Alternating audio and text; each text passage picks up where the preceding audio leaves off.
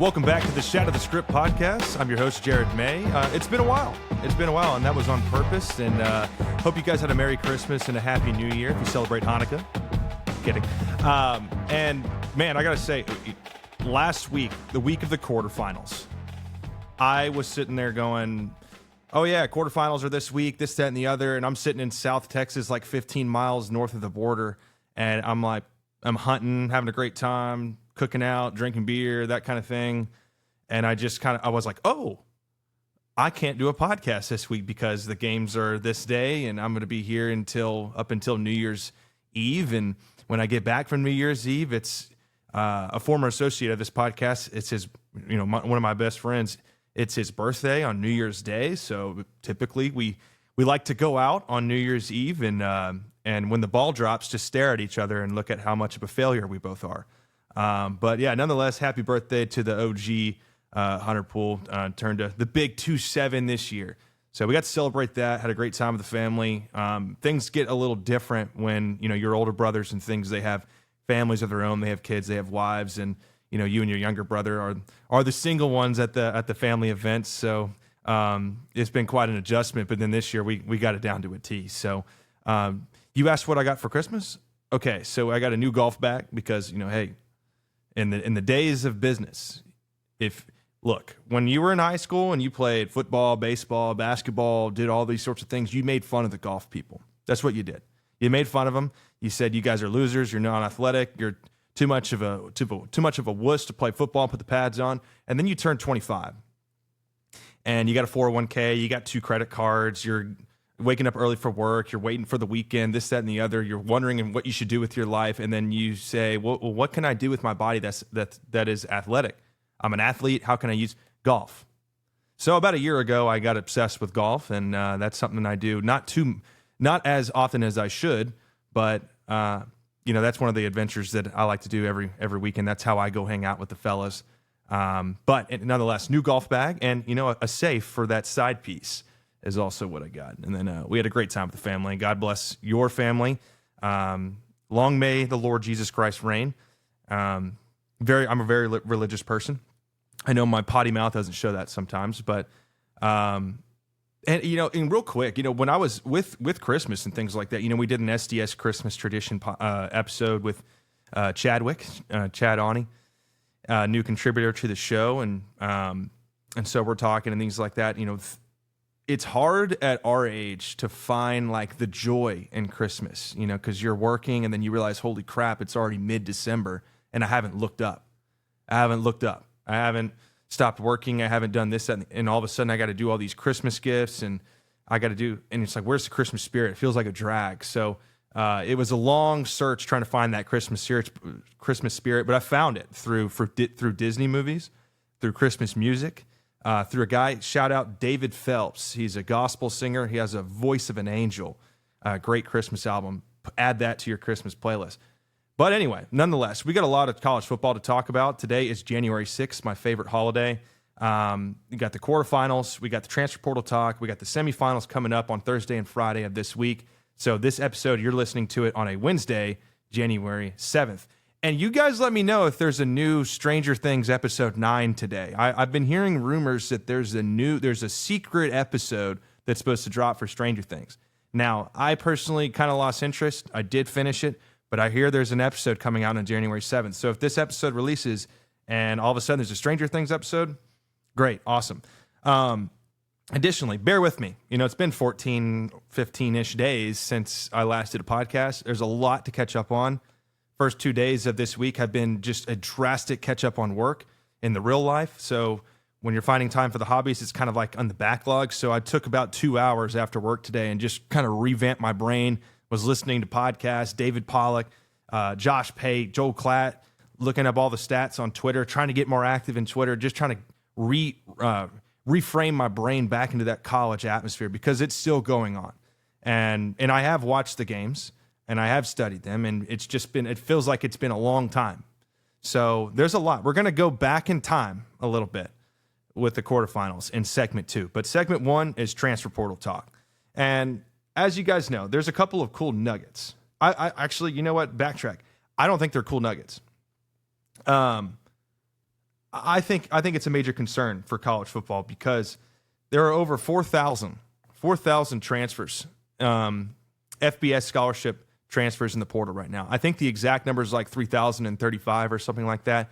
But statistically, it's enough to fill 35 SBS programs with the amount of 35 schools you can fill with the transfer portal currently right now. So that's a big problem in itself. And then, on top of that, to dive a little deeper into the transfer portal, look at a team like Oklahoma State. Oklahoma State just got North Texas' coach and then basically just got all of North Texas' best players. I would say a baker's dozen, maybe more at this point, including Drew Messmaker and Wyatt Young, the receiver from North Texas.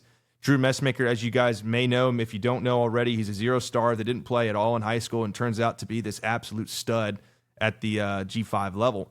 And, we predicted it. It happened. He is going to Oklahoma State. I think Oklahoma State is going to be a really fun team to watch. But then you look at a team like North Texas and you wonder, they got left out to dry. I mean, it's easy pickings for these types of schools. I mean, another example is Penn State. Matt Campbell leaves Iowa State Cyclones. I got that wrong on Twitter. That's a different story. But I was joking about Rocco Beck. He transferred to Penn State, and I was like, the Penn State Hawkeyes. And everybody's like, what a doofus. He got the wrong. And I said, what are you guys talking about? Iowa. So I was a little embarrassed of that. That's how you know I was checked out. But, it's the Iowa State Cyclones. I know this. I knew this. I can't be perfect. Screw you. So anyway, that's funny. The joke was funny. The joke missed. The people were funny. And then I got Mr. Sensitive. Anyway, Penn State also retains a lot of Ohio State players. And then the Penn State players, such as the quarterback that was supposed to overtake Drew Allar, goes to Virginia Tech to follow James Franklin. It's just basically, people say loyalty's gone in the transfer portal. Yes, but at the same time, they're following the coaches that have brought them up throughout their collegiate careers. So the landscape is completely different. It's very drastic. There are no rules. And these NIL deals are just, it's such a fabricated result of a loose bargaining agreement within the government. The House versus NCAA settlement that went through, basically saying, if you're going to have third-party deals, such as Cody Campbell with Texas Tech, the guy that founded, was it Double Eagle, something or other, over in West Texas, dude's a multi-billionaire. And so Brendan Sorsby gets a $5 million NIL deal through a third party, allegedly. They need to start reporting whether it is a third party or whether it is through revenue sharing, which is this new standardized way of giving NIL deals. And quick timeout, if you're listening to this and going, what in the world? Yeah, I know. So am I. Because there's so much, it's so much chaotic, so many chaotic happenings and occurrences that it's really tough to keep up with. And that's what I'm here for. I'm going to try and do my best. So, outline. There's a problem within the transfer portal that basically strips G5 schools or previous schools that had a head coach, and now the head coach advances either laterally or vertically up to a bigger school, and that former team loses its players and they all go to the next school, in addition to Penn State players or in addition to Oklahoma State players who might re-sign or enter the transfer portal because their coach was fired. So that's one issue. Issue number two, NIL deals, because there's third party and then there's revenue sharing. Revenue sharing is literally the revenue that universities make on an annual basis. Typically, you get about $20 to $22 million per FBS school as a budget for revenue sharing. So the revenue, and that's supposed to increase like 6% every year for the next 5 to 10 years or something like that. So just like the NFL, your budget for NIL revenue sharing deals, if you will increase just like the NFL's salary cap increases. Now, college football calls this a salary cap, but there are no third parties giving agreements in the NFL. That's not the way it works. So, and to be clear, every third-party deal over $600 is reviewed by the clearinghouse, otherwise known as like basically the government for, what do you call it, Doge? It's like the Doge for college football. They basically evaluate and say, okay, that we're spending a lot of money on Brendan Sorsby over here. He's given up $5 million from Cody Campbell. who's a third party. It's way over $600, and that needs to go through the clearinghouse to be approved. They're going to approve it. If the guy's willing to give up that amount of money to increase his program, then they're going to approve it. I don't see where there would be a disapproval unless there was just heinous manipulation to get a player to join a program. So that's the second problem. And then the third problem is the amount of players that have entered the transfer portal. Like I mentioned, over 3,000 scholarship FBS players have entered the portal, and over 4,000, I think, in total. Like the FBS scholarship number, over 3,000, that's not even including the non-scholarship. That's not including JUCO. That's not including D2. None of that stuff. So, I mean, it's chaotic. Issue number 4, the calendar. The calendar right now, you got Austin Simmons, with Ole Miss. He's the second-string quarterback behind Donald Chambliss. He's inactive for the upcoming semifinal game because, nonetheless, he entered the transfer portal. He knows he's not going to get an opportunity to start under Donald, or I keep calling him Donald, under Trinidad Chambliss, who's trying to get eligible for his 6th year.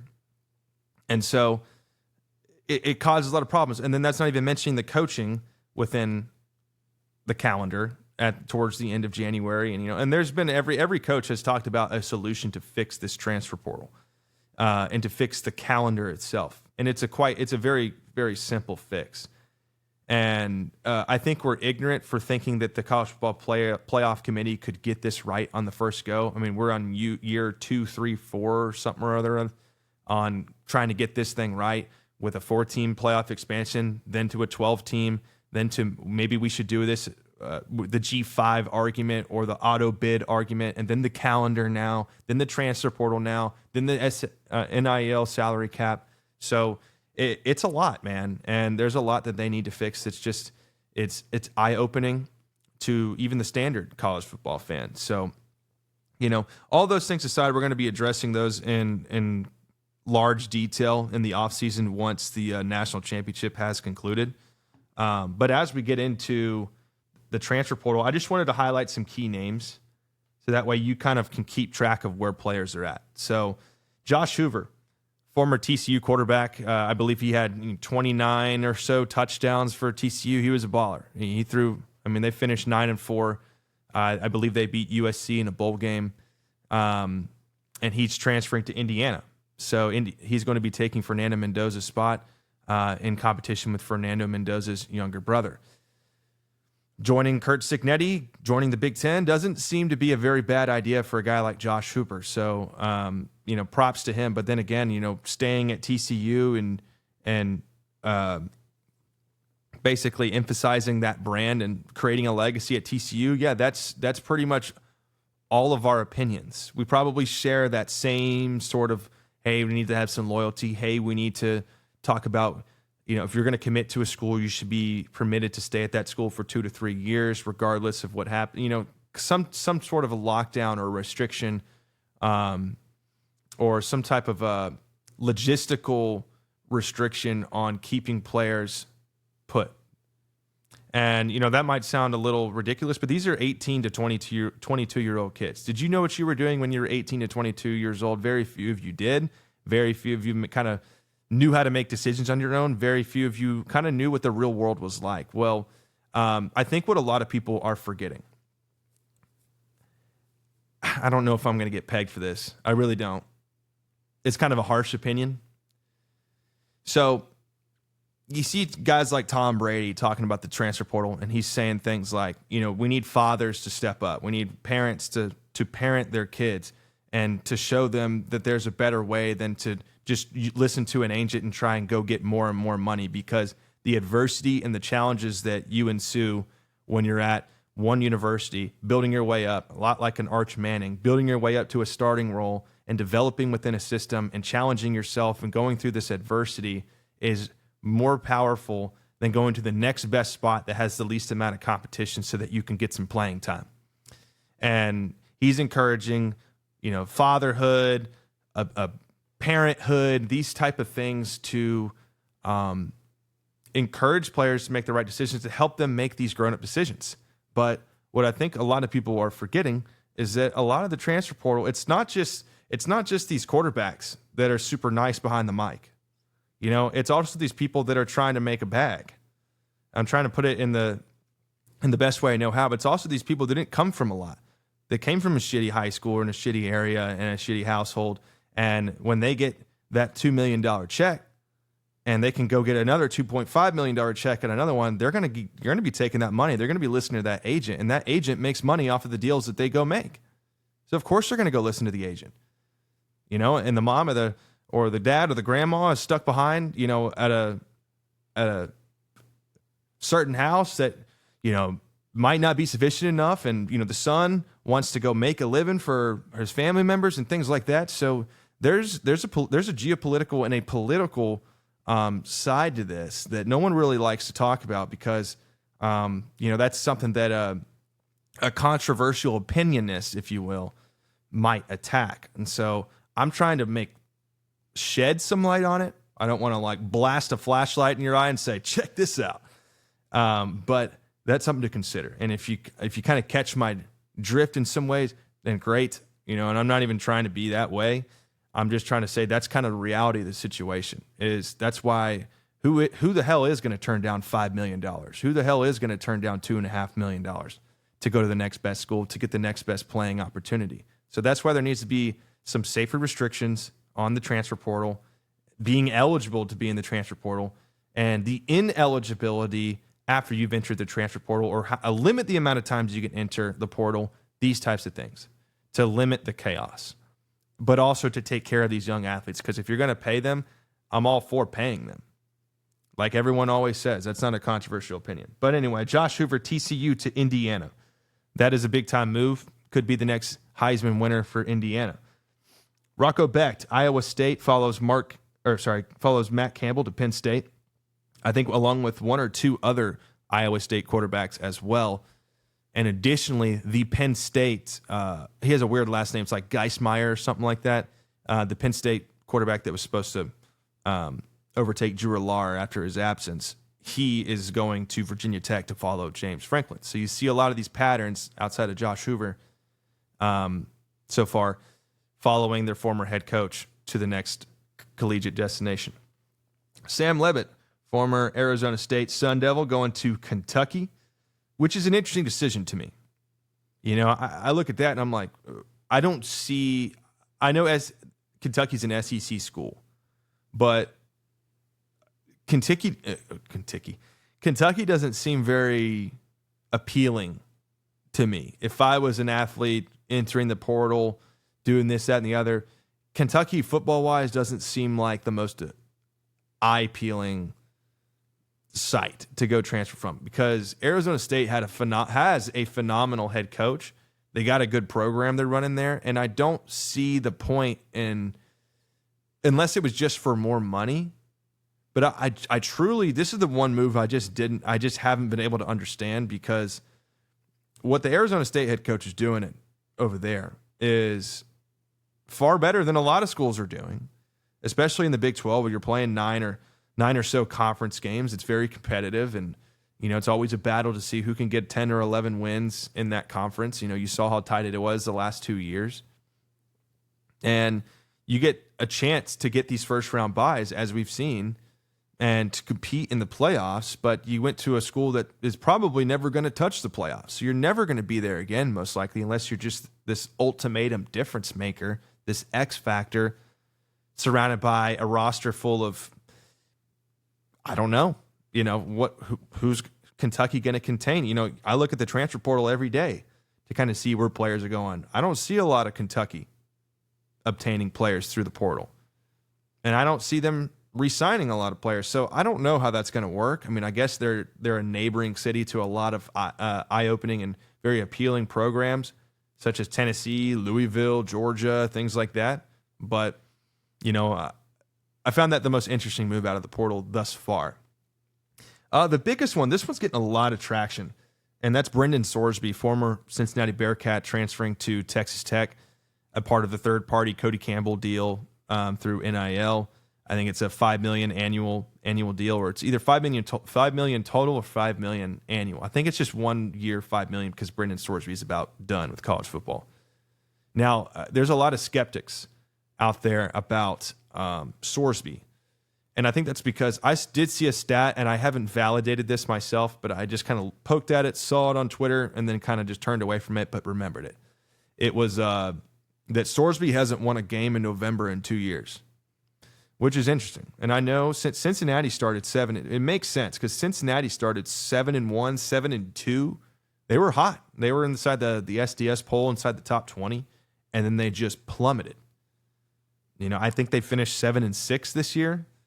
They lost, I think, every game after that. They lost their bowl game as well. So just kind of a torrential downpour for Cincinnati. And so now Texas Tech is going to, moving off of Baron Morton, who's going to be entering the draft, this is his last college football game. And Baron Morton had his struggles. We'll get into that later. But Sorsby, they talk about his fluid throwing motion, how it's sort of correlates to Aaron Rodgers. I've seen that before. I've watched a couple of his games. He's looked bad in some. He's looked decent in others. He's looked great in few, is the way I would describe Brendan Sorsby. So maybe some developmental stuff for Texas Tech. I do believe it is an upgrade from Morton. That might be a controversial opinion. Bite me. But I do think it is an upgrade. And I think there's going to be more evaluation to that as we move forward. But nonetheless, the report, he's going to Texas Tech. And then last but not least, as I mentioned earlier, Drew Messmaker, North Texas to Oklahoma State, along with like a baker's dozen more players, which is 13 if you're unaware. So there's a lot of players from North Texas going to Oklahoma State. And then the James Madison quarterback, Central Florida. The James Madison quarterback, it's like Alante Barnett, I think is his name, transfers to University of Central Florida into the Big 12. So a lot of moves, ton of moves. And, of course, I'm not going to get into all the, like, we're going to retain these players. We're going to get these, like, a DB or safety or got some O-linemen. There have been a lot of moves. You follow the transfer portal, like on 3 or wherever you follow the transfer portal, you can see how chaotic it is. It is too much to keep up with. That is why I'm just highlighting about 7 quarterbacks, because those are the biggest names. That's who people pay attention to, so on and so forth. Okay. I didn't expect the transfer portal to go that long. That was 22 minutes or so. But, hey, we'll pause here. Look, we were close. I want to say this and pause real quick for the subscribers out there. I want to thank you guys for 98 subscribers on the channel. And we were very, very close. I think it's not y'all's fault. It was my fault. I think if I would have posted one more episode before the end of the year, we would have made it to 100 subscribers. So, I could take maybe a little hiatus here, and after 14 or 15 days, just kind of be like, hey, this is the episode. I'll give you all a little extended period to close the books on 2025. So maybe after this episode, entering the next week episode, we'll count it for 100 subscribers or not, because it was my fault that we missed it. But, honestly, I know it's my fault, but I don't blame myself for doing what I did. I had a ton of fun hunting. I had a ton of fun taking a break, just watching the games, things like that. You kind of need a detox. That's the time of year where you're eating a ton, drinking a ton, lounging a ton, and that sort of thing. So, so anyway, the goal is to get to 100 subscribers. The new goal will be announced probably next week, but, I want to get to that stable mark of 100 subscribers. 101 would be fantastic. But I'm not trying to sell you on anything else than that. All it does is it really just helps us. It helps our status. It helps, when people come to our channel, they say, hey, at least 101 people listen to this channel, and it gets decent views, and they've been right about a bunch, because I like to back up me and my contributors. We do a lot. We do a lot on this channel. There's going to be a lot more organization heading into year 3, season 4 technically, but year 3.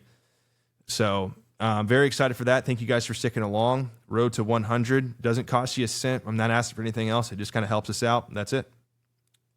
All right, back to the show. Okay. Like I said, we're going to go back in time a little bit. The college football playoff quarterfinals. And, I'm not going to, I want to go into this a lot. I have a ton of stats that I'm staring at here. At the same time, I don't want to spend like 30 minutes on this, because you guys have watched it. You've watched all the podcasts that talk about it. But I think if you listen to this show, you probably want my point of view on it. So in my humble opinion. Okay. Oregon versus Texas Tech, the Orange Bowl. Oregon defeats Texas Tech 23-0. Now, I looked at Oregon's offense, and this is with sacks included. 10 attempts for negative 12 yards or something like that for Dante Moore. Side note: I'm not a big fan of how the NCAA takes sacks and adds it to the rushing yards. It's confusing. I like it in the NFL where it's like the dude was sacked 3 or 4 times, but it doesn't mean he has negative 40 yards rushing. And maybe it is like that, but maybe I'm tripping. But it's confusing as hell. Anyway, they had 47 attempts for 64 yards. That's less than 1 yard per carry, and that's after the sacks. So, you take minus 12 yards and 10 carries. I don't know. So Texas Tech got after them defensively on the front. And, one thing's for certain, once I get to these stats, I'll kind of evaluate both teams and what I believe Texas Tech was or is. But Dante Moore was 26 of 33, had an interception.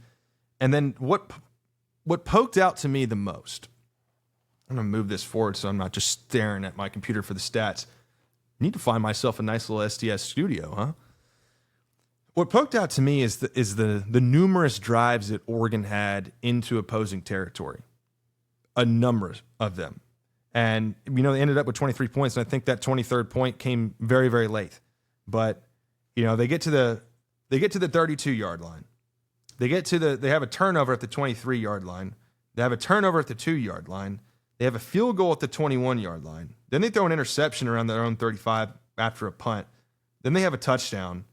Then they have a turnover at the Texas Tech 33-yard line, a field goal at the Texas Tech 25-yard line, a turnover at midfield, a touchdown, and then they ended the game at the Texas Tech 32-yard line.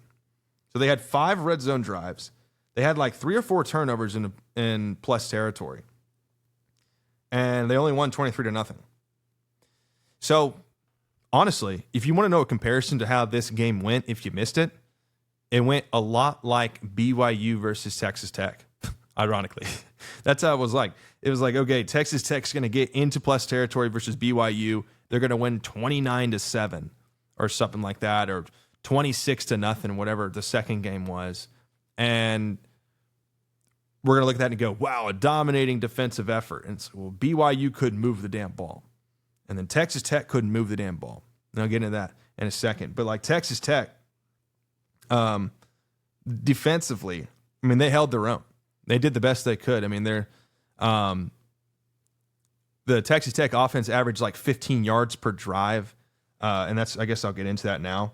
They had obviously 0 points scored. They only had 1 red zone possession, and then Baron Morton had 2 interceptions. So Jacob Rodriguez and those linebackers and the Tombstone crew, if you will, if you've seen that, the Tombstone mustache crew, they played great. I thought Texas Tech kind of really controlled the line of scrimmage. I thought Dante Moore made the throws in the second level to compete. But Texas Tech's defense was for real. Let's not kid ourselves here. I know people are like, well, it's not normal for a Big 12 offense to be good. This is the new era of college football. If you haven't noticed around the bowl games, and if you haven't noticed in the playoffs, the scales are balancing. And I've said that for multiple times on this show in the past, where I've said that exact same phrase, that the scales are balancing. Look at the semifinal teams. It's Oregon, Indiana, and Miami and Ole Miss. There isn't a Georgia. There isn't an Alabama. There isn't an Ohio State. There's none of those teams. There's no Clemson. So, this is kind of what you're wanting. I know there's a lot of complaints about who's going to get in and who's not, and that's a huge controversy. And of course there is. There's 12 teams getting into the playoff. There's no Notre Dame this year, thank God. This is kind of what you guys advocated for. You wanted to give everybody the best chance to win. You complain about the G5. The G5 are out. I understand that. You complain about Notre Dame, and et cetera, et cetera. And Miami shouldn't be in. Miami's in the semifinal now. Miami has proven their worth. They beat an SEC team on the road. They beat the best team in the country that you Big Ten guys always talk about. And I'll get into that more. But, the semifinal's full of a bunch of new teams. That's great. And with Oregon, look at it here. I had a couple questions to ask. Does Dan Lanning get any credit for wins over JMU, who's out of the Sun Belt, and the Texas Tech out of the Big 12? And that's a great question, Jared. The answer to that question is not that much. And I know that's kind of a diss on Dan Lanning. I have no doubts that Dan Lanning is a phenomenal probably top 5 college football coach. And he's done a great job at Oregon. Oregon has essentially became QBU, if you haven't noticed, with Justin Herbert, Bo Nix, Dante Moore back in the day, Marcus Mariota. They're kind of like QBU. And as the season has progressed, I mean, they had an undefeated season last year with Dylan Gabriel is another one. They had an undefeated season last year with Dylan Gabriel. I know they got kind of boat race when they got to a formidable opponent, and that's the Big Ten's fault. They don't really have enough tough opponents on their schedule to make a team ready for the playoffs, in my opinion, unless you're just that much of a differentiating factor roster-wise like Indiana is. But, Oregon moved the ball all day long against Texas Tech. They just couldn't finish drives. That's the bend-don't-break defense the Red Raiders have showcased in the playoffs thus far and in close games versus BYU and Arizona State, things like that. Like, they can keep you in a ball game versus practically anybody. I would have much rather seen Texas Tech play Indiana. Tell you this, Texas Tech wouldn't have given up like Alabama did. We'll get into that in a second. But the difference of this game was Baron Morton's play on offense. Their ineffectiveness to move the football. It was very lethargic. It was lackluster. It was vanilla. I mean, every word you want to put, every adjective or noun you want to put under the books that displeases you as an offense is what Texas Tech showcased. And we saw this early on versus teams like BYU. People just ignored it. You Texas Tech guys and things like that, you guys saw it as dominance, whereas we saw it as there's concerns with Morton's play. He's not finding the right receivers. He's not making the right decisions. They're not finishing red zone drives. Their play calling kind of goes kaput when they get into plus territory. Well, they didn't even get to plus territory in this game, besides one red zone drive and maybe one or two other drives. Very few times they got to plus territory. So, anyway, Oregon dominated defensively more so than Texas Tech did, but Texas Tech didn't play bad defensively. So I'm not going to knock Big 12 at all. I thought Texas Tech belonged there. I think Oregon is a better team than people give them credit for. And back to the question of does Lanning get credit over the W's over JMU or Texas Tech? I give him a little bit. I give him like half a point versus Texas Tech, but I don't give him any points versus JMU. It's one of those things where you're like you drew a lucky card, and you got to reap the benefits of the G5 auto bid format. So, however, a lot of it, I'm trying to defer my opinion based on others that I've heard because I have my own beliefs. A lot of people are going to be looking at this game versus Indiana because Oregon lost this game earlier in the year versus Indiana. We all know this, 20-30.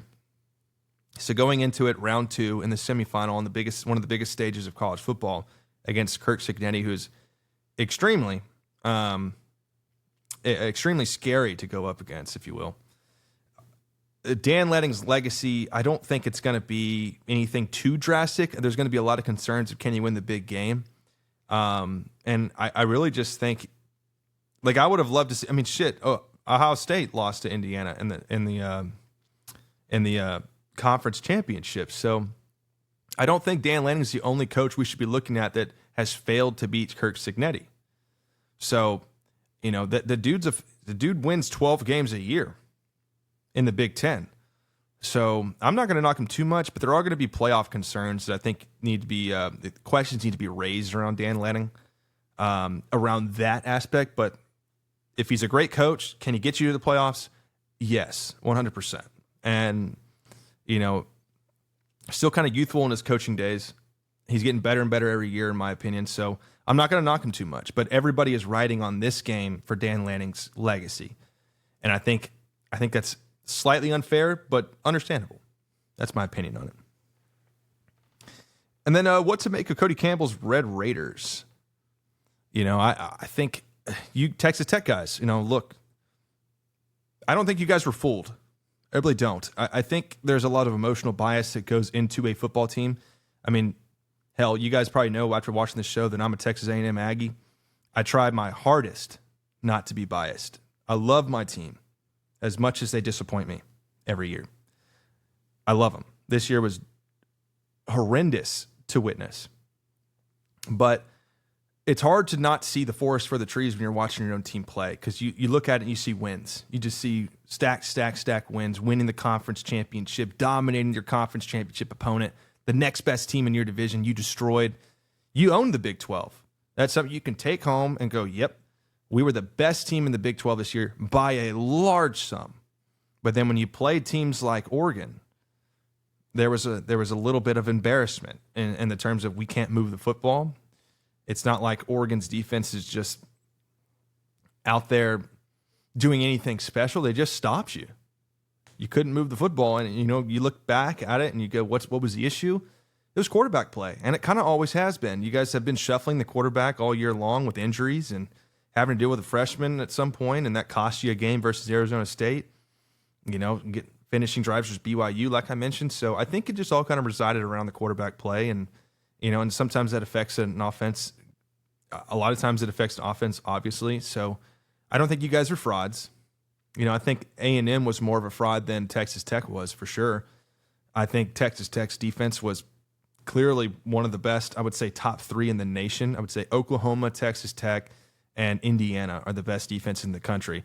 And then Ohio State is right in there. I would say, actually, I would put Oklahoma 4 and then put Ohio State in the top 3. So, man, give yourself a round of applause. You guys were phenomenal this year. You found a way to implement money and funding into your program that'll sustain you for the future. It's not like the oil and gas industry is going anywhere. We just got all of Venezuela's oil reserves, damn it. I mean, hell, we just got richer. Let's go. Cody Campbell, he's going to be taking that double eagle and going down there to Venezuela to take over those oil reserves and get on those pipelines and start the valve company. And you're going to have Billy Bob Thornton going over there and bringing his family on a day trip to Venezuela. It's going to be the season 3 of Landman. Landman, season 3, Venezuela. Yeah. Pat yourselves in the back. All right, Indiana versus Alabama, the Rose Bowl. Indiana crushes them 38-3. There's not much to cover here besides looking at Alabama, but I will say Alabama quit. This was a disaster. Alabama quit. And I know we kind of said something similar about Oklahoma versus Alabama, that Oklahoma looked very off-put. They didn't look like they really wanted to be there too much.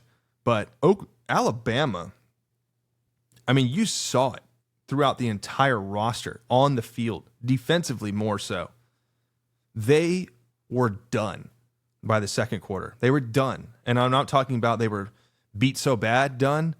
It was big play, not finishing plays, not hustling, not pursuing, not tackling, nothing. Their energy was down. Their heads were down. It was just a absolute, we're giving up. And it was like Kirk Herbstreit said, this is embarrassing. And it was. You're arguably the biggest representation of the SEC, at least historically. Now with Kalen DeBoer, you've kind of found yourself in that top tier of the SEC, but you're definitely not number 1 anymore. You're no longer number 1. And that's sad to say, because Ty Simpson had a phenomenal season. But another thing about Alabama is I don't think, and I know now it's kind of, you're going to want to look at Alabama and say, oh, we knew what they were all along. I don't think all year we knew what they were. How can you evaluate them? They lost to Florida State at the beginning of the year. Now it's like panic mode. Well, then they win like 5 straight ranked SEC games. And you look at, and they beat Georgia. And you go, damn, Alabama, I don't know what happened week 1. We saw a completely different Florida State team. Alabama is on a ride. They're the best team in the college football. Ty Simpson for Heisman. And then the back of the season hit. And you're close with Auburn. And you're close with these guys. You get boat race by Georgia in the conference championship. And then you win a playoff. Now you're like, okay, now they're on the downfall. I don't think Alabama should be in the playoffs. They're 10-3. They're the only 3-loss team that's getting into the playoffs. Why is Notre Dame or BYU out if Alabama has 3 losses? And the defense was, well, they've beaten Georgia already, and they have. How do you evaluate that? And then you get into the playoffs and you play Oklahoma, who you lost to, go on the road in Norman, and you outscore them 34-7 after the second quarter and win 34-24.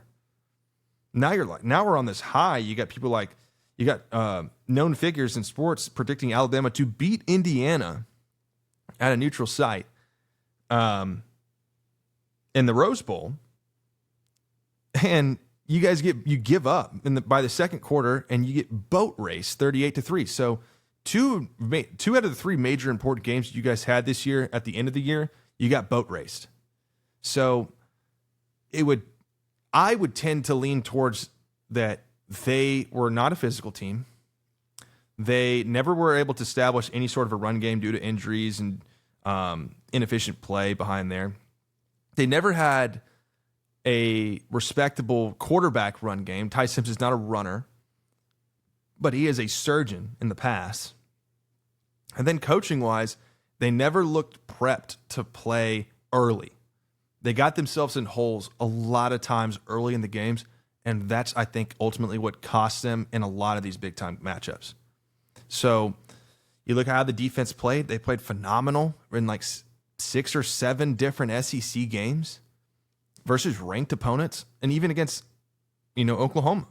They looked great defensively. But then you got these gaps where you got Florida State at the beginning of the year, Georgia in the conference championship, and Indiana where you just collapsed as a team. And I think that falls back more on coaching to implement a disciplinary leadership towards the team. And we saw this on Jalen Milroe's team last year.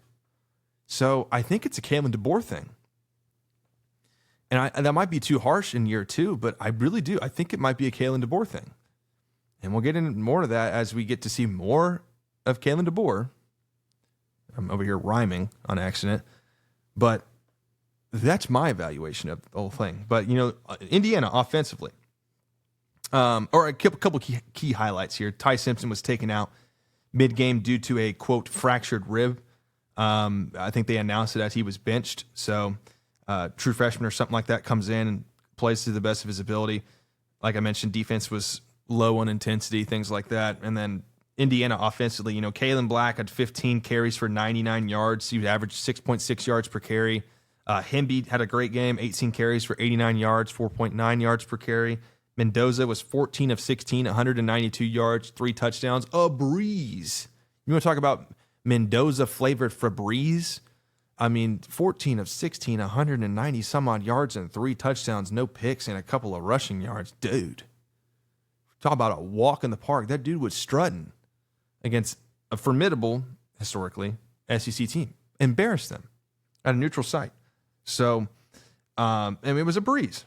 And the entire season, nobody knew who Alabama was, and we still really don't. But we do know. Do we know who Oklahoma was? That's a question. Do we know? Because you guys bashed my contributor, Jacob, for saying that Oklahoma is not good. He said he knows that they're 10-2. He knows that they've beaten some of these teams, like Michigan, like Alabama. But are they really that good? And I think Jacob kind of ended up being right on that one. And you guys ripped him apart on TikTok. Don't blame you. Oklahoma Sooners are 10-2. But I got to defend my boy here. I got to defend my contributor. What does that say about Oklahoma now that Alabama beat them 34-7 after the second quarter, winning 34-24, and then getting in boat race in the conference championship and by Indiana? What does that say about Oklahoma? Were they fraudulent like possibly A&M was? Is a question. Anywho, now Miami versus Ohio State in the Cotton Bowl. Miami wins this one 24-14. I'm going to be honest. I was a bit intoxicated during this game. Check that. I was very intoxicated during this football game. So I kind of had to go back and review a little bit. So cut me some slack here. That is a disclaimer. But, I'm not a box score guy. I'm not going to go through here and go, boom, boom, boom, this is what happened. I like to use the eye test. I like to evaluate. I have a knowledge for the game. I like to evaluate what kind of sets they're in, what kind of coverages are being run, who's open, are there separation with the wide receivers, who's winning the line of scrimmage, coaching decisions late, things like that, momentum swings, crowd effectiveness. Trust me. And so my number one thing for Miami is run the damn ball, right? Holy smokes, they've ran it down A&M's throat, they've ran it down Ohio State's throat. Who would have thought? And now look, this is a phenomenal. Mario Cristobal has done a phenomenal job coaching. He's outcoached 2 different coaches already. He outcoached Ryan Day. Sorry, I had like 7 names in my head. I had Matt Patricia first. Ryan Day / Matt Patricia on Ohio State. He outcoached Mike Elko and Colin Klein. Like, dude, Cristobal what he has done is said, we know that he's probably not saying this to Carson Beck, But he's saying we know that Carson Beck in big-time scenarios kind of collapses like we saw against SMU, like we saw against Louisville on a Friday night. And from that, we're going to limit Carson Beck, and we're going to control the time of possession. We're going to pursue the run game. We're going to basically put all our marbles on Fletcher. And he's going to have 19 attempts for 90 yards. Mark Fletcher is going to have 19 attempts for 90 yards. We're going to carry the rock. Beck's going to be 19 of 26 for only 138 yards and a touchdown. No turnovers, which is what's most important. And that's the recipe for success for Carson Beck. It's not putting too much pressure on him. And they're going to be doing that same thing against Ole Miss coming up on Thursday or Friday. And then I thought this was crazy. Like, imagine this stat line if you saw it in the NFL or just in any college football game that was a Power 4 conference. Carson Beck's totals for the playoffs so far, he's 33 of 46, 241 yards, and 2 touchdowns. You want to talk about a massive check down stat line. 33 completions for 241 yards. I want to say that's less than 5 yards per throw or per catch for the receivers or whatever. Per attempt is the right word. 33 of 46, 241 yards and 2 touchdowns. Massive check down stat line. So the key to success for Miami is Mark Fletcher's going to have to continue to carry the rock for Miami against Ole Miss coming up. But he did a phenomenal job against Ohio State, controlling the clock, being the bell cow. He's going to be earning himself a draft grade. You can bet your ass on that. And the other thing is Miami got ahead early by 14 points or so. Solid defense throughout, forcing 2 interceptions from Julian Sain, which is a rare thing for Julian Sain to be throwing interceptions. I mean, he was a Heisman finalist. He kind of have a breeze of a season. Really, the only interceptions that we can kind of remember and relate to is the ones against Michigan. But, Miami had that 72-yard interception pick 6 against Julian Sain as well. And then the other key nugget is Miami hasn't played for a national championship since 2002. That's 2 decades of not appearing in a national championship. And now they're 1 game away. They got to play Ole Miss. I mean, they're right there. So, and we're going to get to that here in a second. And then you flip sides to the Ohio State offense. And then I've said, my gosh, people, I know it's hard to backtrack and say, did he say this? Did he not? I'm telling you, it's in there. I said this months ago, early in the season, like week 4. I said at some point, Julian Sain is going to have to win the football game for Ohio State, where he can't rely on the defense to win it. He can't rely on his running game or Jeremiah Smith to take a screen 75 yards to the house. He can't rely on that. At some point, he's going to have to be the difference maker and win Ohio State a football game. This was that game. This was the game. You had a bye week coming off a conference championship loss, 13-10 versus Indiana. That was another game where Julian Sain had to go out and win them the football game. It didn't happen there either. And it's his first year starting. I'm not trying to cut him down into pieces. But I was correct. Again, this was the game where you're down and Julian Sain had to be the difference maker. And so what we got from that was Jeremiah Smith had 157 yards receiving yards, which accumulated for 47% of the offensive production for Ohio State. And so, and this was the other thing to me. You Big Ten guys, you guys laughed at the ACC, just like the SEC did. You guys bashed the ACC for being terrible. This wasn't even the conference champion in the ACC, and you guys lost by 2 possessions. All that talk about Ohio State and no one's close. There's Ohio State and then there's everyone else, and then Indiana started to creep up, and you guys got real quiet after Indiana beat y'all. Now you guys are peep silent. You can hear a penny drop. You can hear a silent fart now. Ohio State, back-to-back losses to end the year versus an ACC team who you guys won. I saw it on Twitter. You guys said they shouldn't be in the playoffs. That you should be putting Notre Dame in or something like that. You guys didn't want Miami in the playoffs. Then all of a sudden, you got to play Miami, and you lose to Miami. I'm sorry. I don't want to be rude to you guys. I'm not the biggest Buckeye fan here, but you guys laughed in their face, and they beat you by 2 possessions with Carson Beck throwing for 138 yards. Anywho, Ohio State outgained Miami 332 yards to 291 on fewer plays and tied for 18 first downs. So on the stat sheet, you're kind of looking at it like, well, wow. Like, Ohio State's offense actually produced quite a bit. It was a turnover differential that kind of caught up to you guys. It was a sacks. You guys were 3 of 10 on third downs. Miami was 50% with 7 out of 14. Sacked 5 times, like I mentioned. Julian Sain took a lot of pressure from that. Miami pass rush is for real. I would say A&M and Miami have one of the best pass rushes in the country, and Miami showed that theirs is the better one, especially when they're healthy. They, after retaining the other guy, I can't remember his name. There's Ruben Bain, and I think there was another guy that rejoined the roster closer to the playoffs, and it was like an absolute X factor when he rejoined, because now you got to worry about 2 different cats. So, Miami. Look here, I'll get into the keys to success for Miami versus Ole Miss here in a sec. I'm looking at time. Okay, we're at 50 minutes. I know you guys like the 10-minute episodes, so I'm trying to keep these a little bit shorter. Okay, Ole Miss versus Georgia. This was the best game of the weekend, 1,000%. 39-34, Ole Miss wins. This is the Trinidad Chambliss legacy game. 1,000%. 30 of 46 passing, 362 yards, 2 touchdowns. Couple like 14 yards in the ground, surprisingly. He averaged 2.57 seconds per release, according to PFF, for Trinidad Chambliss.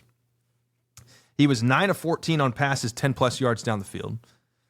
And then Cuban Lacey had 22 attempts for 98 yards and 4.5 average yards per carry. Dude, Donald Chambliss. Look, I know you Georgia guys are like super upset that you guys lost this game, and you're probably mad at Kirby Smart. Dude, you guys didn't lose this game. Trinidad Chambliss won this game. He was the guy. This was his legacy game. Now, we saw a legacy drive or legacy throw or something like that, and we were all joking. And then all of a sudden, they get up 37-34, and we're like, okay, no. This is the Trinidad Chambliss legacy game. Who is Donald Chambliss? I need to look this up. I don't even think this guy exists. Actor, Big Smokey and the Shankers. Give me a fucking break. I mean, really, what am I thinking of? Why do I keep calling him Donald Chambliss? I'm literally going, its name is Trinidad, and then out comes Donald. Oh my God. I mean, look at this guy's ugly as hell. He's an actor. Goodness gracious. What am I? Sorry, guys. I told you I'd be a little out of whack. Trinidad Chambliss. Trinidad James. Think of Trinidad James. Anywho, 473 yards of total offense, mostly due to Trinidad Chambliss. 5 of 14 on third downs of the day. Like I said, Georgia didn't lose. Trinidad Chambliss won the Rebels this game. And, here's the funny part. Pete Golding, he's never had a coaching gig in college football. He has moved from like the D2 level all the way up, made it to the Saban coaching staff, moved his way over with Lane Kiffin when Lane Kiffin moved to Ole Miss. Now he's the head coach. They're going to retain him 1,000%. They have won more playoff games with Pete Golding than when they had with the 6 years with Lane Kiffin. And now they're in contention for a semifinal. And if they win a national championship, it's ironic to say when Lane Kiffin goes and takes $90 million to LSU and says they have a better chance of winning a national championship at LSU, this, that, and the other. And then Pete Golding goes in there and wins a national championship for Ole Miss. That would look incredibly embarrassing for Lane Kiffin, and nobody would ever trust him again. And that would be a torrential downpour for LSU. Just saying. And Ole Miss may never touch it again. Like, this roster was accumulated by mostly Lane Kiffin. The other thing is, I think his name is Seiss, the offensive coordinator. They're all talking about it's Lane Kiffin's offense. It's Lane Kiffin's offense. And then Pete Golding came out and said, look, this is this guy's offense. He's calling the plays out there. I'm not calling the plays. This guy's calling them. And he's putting up 37 points. You blew out Tulane, which you should have done, 41-10 or something like that. That's after all the chaos, like very, very recent after all the chaos of Lane Kiffin. Then you move into Georgia, who you lost to earlier in the year, and you beat them 39-34. Dude, It's looking a little embarrassing for Lane Kiffin. And you want to talk about somebody that was on the shit list before and now he's on a bigger one? I mean, you want to talk the manure list? Yeah. Georgia's offense. On paper, the Bulldogs' offense was efficient on the ground, didn't take too many sacks, only had one turnover, and was resilient late in this game. That's the thing about Georgia. Georgia all year was resilient late in the games. They finished strong, and they did it again this game. They were behind by a couple points, and they climbed themselves back into a game, got it to a tie ball game, and Trinidad Chambliss was a difference maker. But, like, I'm telling you, you Georgia guys, don't hate yourself too much here. Trinidad balled. It was a legacy game. Now, Gunnar Stockton doesn't get a legacy game, apparently. But Trinidad does, and he deserves that one. And I hope he gets a 6-year eligibility. He's probably the only quarterback in college football that I want to have a 6th year. Just his development path, I want him to have a phenomenal draft grade. This is one of those guys that I'd love to go see at the next level. I mean, you could see it out there. That game on the biggest stage of his career, he showcased that he could play. He could play on Sundays. So I kind of want, but I do want him to have another year of development in the college, in college sports. And I'm okay with him having a 6-year of eligibility. I hope they grant it to him. He's a phenomenal kid. Everyone else, these Diego Pavias, these, Dylan Riders or whatever, Cam Rising or whatever, no. Get out. Calzada's out. Get him out. Let the young guys play. That's what college is for. You should be working like me. So, anyway, one of the other things, these key nuggets in this game is that Ole Miss accumulated 9 tackles for loss against Georgia. They forced 3 of 13 on third downs. Even though Georgia had 5 more minutes of time of possession, Stockton went 18 of 31, 201 yards and a touchdown, and 2 rush touchdowns. So, like I said, Trinidad, this was his game. I know I sound like a broken record. This was his game. And I'm rooting for Ole Miss throughout the rest of the playoffs. I'm not rooting I know like everybody likes Indiana. They want them to win. They're the story of the year. I think Ole Miss is second in that story of the year. And I'm an SEC guy because I'm an A&M guy. So I'm rooting for Pete Golding and Ole Miss. That's a team that you never really see that's in there. I mean, when's the last time you saw Ole Miss in the national championship? I want to see it. And I hope Donald just end the show. Just end the show. It's Trinidad. I hope Trinidad Chambliss wins the national championship. Motherfucker. All right. The semifinal predictions. Now, Thursday, January 8th is the Fiesta Bowl, 6:30 p.m. in Glendale, Arizona. 10th-ranked Miami, 12-2, takes on the 6th-ranked Ole Miss Rebels, 13-1. Now, I talked about this before. The key to success for Miami is to have Carson Beck limited and to depend heavily on Mark Fletcher in the run game. Control the time of possession. Run it down their throats. Ole Miss has like a top 60 defense nationally, which is far worse than what they have played against prior to this game. Although Ole Miss had the 9 tackles for loss against Georgia, which is pretty eye-opening. But if Ole Miss plays up, you could see a drastic change with this Miami. Ole Miss has to control the line of scrimmage defensively to win this football game, in my opinion. And it's all about the trenches anyway, if you haven't figured it out. If you lose the trenches, most of the time you're going to lose the game. So getting Mark Fletcher involved early, getting him established in the run game, having Carson Beck limited, no mistakes with turnovers, keep things efficient, throwing it underneath, taking what's given to you, things like that. If you get into a position where Carson Beck has to open the game up and start throwing to receivers left and right, it's going to end bad, and Ole Miss is going to win by 2 possessions or so. That's my opinion on this game. I personally think Miami has a chance to win this a better chance to win this football game than Ole Miss does, because they have a recipe. I don't know if Trinidad can. I don't know if Trinidad can reenact the same type of performance against Miami. I'm not sure. I hope that he does, but I do think Miami has the best recipe for making it all the way to the national championship. And I really like Mario Cristobal's coaching so far this year. And so I tend to lean Miami on this one. I'm kind of wanting to headline it because obviously, I mean, if you predicted the quarterfinals, all of you were probably you were probably got 1 out of the 4 games correct. Maybe 2. Maybe you got Oregon right. Maybe you got Indiana right. But a lot of people had a tough time predicting the quarterfinals. So I'm not going to be sitting here telling you that I know who's going to win. I think all these teams are very good and they deserve to be there. So I think Miami, from what I've seen so far, they have the pass rush with Ruben Bain. They have the coaching recipe. They had the scheme offensively. They know what works against good teams now. They've learned from their past mistakes, and they're cherishing these moments in the playoffs.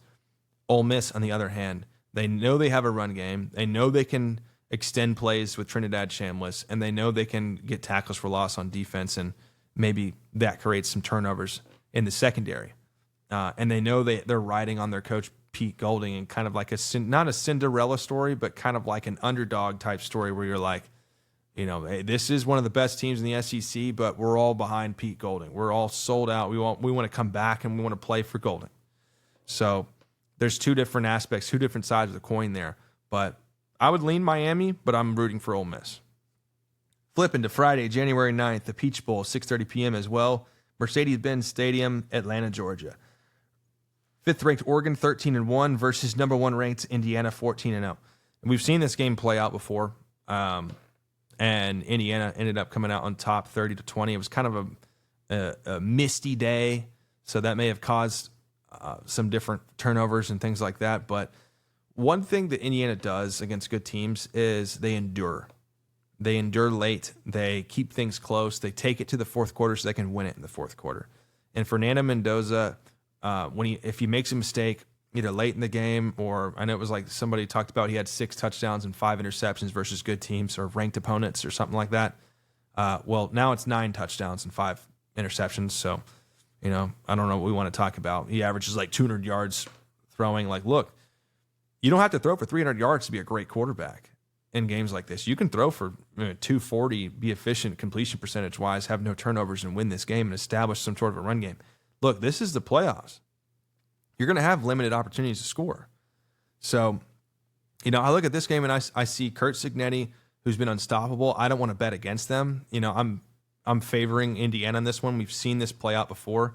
But if Oregon wants to have a chance, and Indiana, I saw the – sorry, before we get to Oregon, I did see Nick Saban say something about, hey, look, none of the guys on Indiana's defense are above a 3-star. Well, Jacob made a good point, the contributor to the show made a good point that a lot of them are 23, 24-year-olds that are 3-stars. So they may have started out as 3 stars, but, they ended up being developed throughout the system for the last 2 years or 3 into these great athletes, which is great. I'm not knocking them at all. Not knocking them. I'm just saying, that stat might be a little bit fabricated, but it is a cool one. But Indiana's, like I said, top 4 defense in the nation, in my opinion. I think that's why they've gotten this far. Indiana's got some phenomenal wide receiver weapons. They've got a dual back system, and they got a Heisman Trophy winner quarterback. And they got the best coach in college football, arguably. In my opinion, he is the best coach. So, Dan Lanning with this guy, we talked about his legacy game, this, that, and the other. He's not going to get credit for those first 2 wins. According to the media, they're going to knock him for that. If he loses this game, they're going to knock him even more. But he's a great coach. He's a phenomenal one. He's one of those guys that, like I mentioned, wins 12, 13 games a year, gets you close to a first-round bye, a high seed, always in the top 10, wins half of his big games a year, which is 3 games according to their schedule. So it's kind of a get-back game for them, but if they want to win this game, I think it all kind of resides keeping the possessions for Indiana limited. I think Dante Moore's got to have himself quite a hell of a game. He's got to have himself one of those games where it doesn't have to be anything 400 yards passing. But I do want to see Dante Moore limit the turnovers. I do want to see him throw for 2 or 3 touchdowns this game. I think that's their greatest strength is Dante Moore in the passing game. He's going to be composed, get the ball out quick, trying to take sacks, maybe get the legs moving a little bit, and extend some plays, make them respect that. That way the run game kind of opens up and they empty out the box, maybe not put 7 or 8 guys in the box every play, that sort of thing. And I think Oregon I think they're going to run the ball a little bit better than they did against Texas Tech against Indiana. I could be wrong on that, but I think that's a necessity. I think you need to run the ball as effectively as you can to establish, of course, the play action. I like to establish the pass or establish the run through the pass. I like the reverse psychology. You pass, make them respect, and then you run. So that might be the recipe for success for Dante Moore. But Dante Moore is going to have himself a game in order to beat Fernando Mendoza and Kirk Cignetti. I'm moderately leaning towards Indiana in this matchup. I think Indiana's going to get it done. I do think they are the best team in college football. That's what 14-0 shows. That's what Big Ten Conference Championship shows. So we'll see what happens. But I'll be tuning in, and then when we come back after the week, we'll have an episode on Monday or Tuesday. Probably releases Tuesday. At the latest, it'll release on Wednesday, so you guys can get the recap of that, and then we'll headline the national championship. And then after that, we'll recap the national championship, talk about the future, and we'll implement, probably 2 weeks after that, we'll implement season 4 and get the contributors on a repeated schedule, and maybe they have their own shows, things like that. So, and by that time, we'll have 100 subscribers, won't we? We're 2 away. We need 2 more subscribers. So if you're listening to the show for the first time and you made it this far along, hit the subscribe button. You'll just be notified of new. All you'll be signing up for is just notified for when new episodes drops or maybe some clips. We do the SDS segments every week. You can catch those. If you don't want to catch the full episode, you can catch the segment clips, 5 to 15 minute clips or so, highlighting the most luxurious topics of the episode. That way you can catch what you want to catch, if you will. So if you also socials, TikTok, we're back. We're ready. We're not banned. Thank God. I don't know why we were in that case in the first place. I have a theory. I'm not going to talk about it on here. Get into geopolitics. I'm not going to do that. But TikTok, at Shatter the Script. Instagram, same thing. X, STS_pod for commentary, for lists, for things like that. Always tweeting and things like that, and interacting on posts and giving you the latest updates and news for the transfer portal, college football, rankings, coaching, all that sort of stuff. And then you can listen on YouTube, Spotify, and Apple Podcasts. So just by searching Shatter the Script, and then make sure to follow on all those, and we're good on that front. So I appreciate you guys joining in. Trying to make this one around an hour. Seems to be we are right in that comfort zone, an hour and 7 minutes. And we'll see y'all. Happy New Year. Hope you guys had a Merry Christmas. We will see y'all next week around Tuesday or Wednesday for the semifinal recap and the national championship preview. Good day, gentlemen. We'll see y'all later.